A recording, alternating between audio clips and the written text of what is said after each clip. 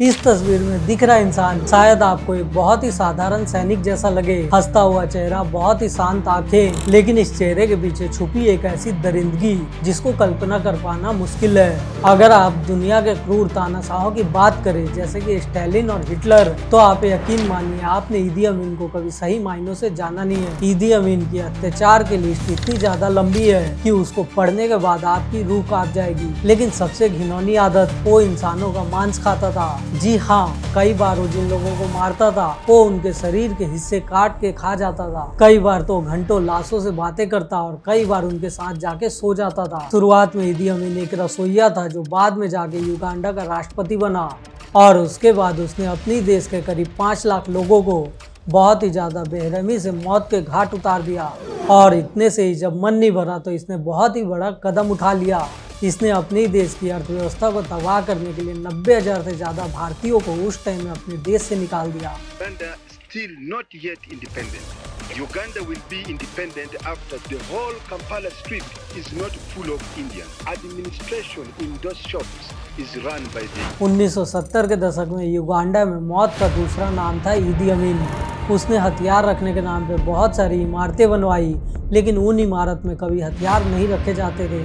वहाँ रखे जाते थे उसके कैदी, और उन्हें बहुत ही बेरहमी से पीटा जाता था, उनका खून बहाया जाता था, और उसके बाद उन्हें बिजली के झटके देके काट के मार दिया जाता था।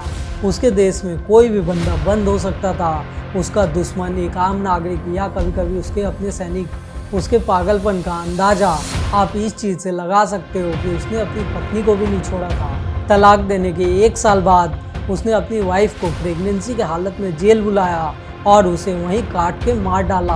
अपने सिर्फ 8 साल के शासन में उसने लगभग 5 लाख लोगों की हत्या करवा दी। ईदी अमीन का जन्म 1925 में युगांडा के कोगोको नाम की जगह पे हुआ था। उसके पिता का नाम एंड्रस नाइग्रो, जो कि पहले से कैथलिक थे, लेकिन बाद में जाकर उन्होंने इस्लाम कबूल किया। उसके बाद उन्होंने अपने बेटे का नाम ईदी अमीन रखा। बहुत जल्द उसके माता पिता अलग हो गए और उसकी माँ उसे लेके बम्बो शहर आ गई। यहाँ पे जिंदगी बहुत ही कठिन थी, गरीबी बहुत ही ज्यादा, खाने की भी मुश्किल होती थी। इसीलिए अमीन ज्यादा पढ़ाई नहीं कर सका। उसने बस 4वीं कक्षा तक पढ़ाई की थी। इसके बाद उसने छोटी छोटी मजदूरी करना स्टार्ट की और उससे वो अपनी लाइफ की सर्वाइवल स्टार्ट करता है। कुछ समय मजदूरी करने के बाद उसने किंग अफ्रीकी राइफल को ज्वाइन कर लिया। ये ब्रिटिश कॉलोनी की एक आर्मी यूनिट का नाम था। शुरुआत में उसे रसोइये का काम दे दिया गया, लेकिन बहुत ही जल्द अंग्रेजों को उसकी हिंसक स्वभाव और उसकी वफादारी बहुत ही ज्यादा अच्छी लगने लगी। इसीलिए अंग्रेज उसको सैनिक की ट्रेनिंग देना स्टार्ट करते हैं। अंग्रेजों को लगा एक लोकल आदमी जो अपने लोगों के लिए इतना ज़्यादा क्रूर हो सकता है, अगर वो उनके लिए काम करेगा तो उनके लिए बेहतरीन साबित होगा। 1950 के दशक में उसको केन्या भेजा गया। वहाँ उसने माओ विद्रोह को दबाने में हिस्सा लिया। यहाँ इसने बहुत ही ज़्यादा क्रूरता की। कई लोगों को जिंदा उस टाइम ज़मीन में गाड़ दिया, कई लोगों को तो गाजर मूली की तरह काट दिया और बहुतों को जिंदा जला दिया।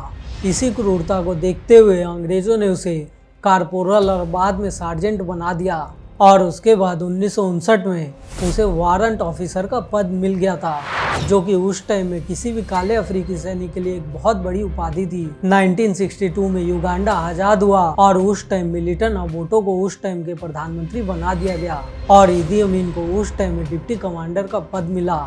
1964 में उसे आर्मी का कमांडर बना दिया गया। शुरुआत में दोनों बहुत ही अच्छे दोस्त थे, लेकिन जैसे जैसे सत्ता बढ़ती गई, दोनों की आवश्यकता और जरूरत बढ़ती गई। उस टाइम में दोनों ने मिलके सोना, हाथी दांत और हथियारों की तस्करी भी की।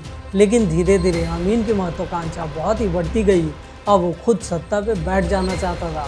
25 जनवरी 1971 जब मिलिटेंट अबोटो सिंगापुर एक सम्मेलन के लिए गए हुए थे, और तभी अमीन ने एक बहुत बड़ा मौका देखा और उसने सत्ता हथिया ली। उसने अपने सेना को लेके एयरपोर्ट की सड़कों पे डायरेक्ट कब्जा कर लिया और खुद को युगांडा का राष्ट्रपति उस टाइम घोषित कर दिया। इसके बाद स्टार्ट हुआ युगांडा के इतिहास का सबसे भयानक दौर। उसने अपनी एक गुप्त पुलिस बनाई, स्टेट रिसर्च ब्यूरो नाम रखा। यह एजेंसी उस टाइम लोगों को पकड़ती थी, टॉर्चर करती थी।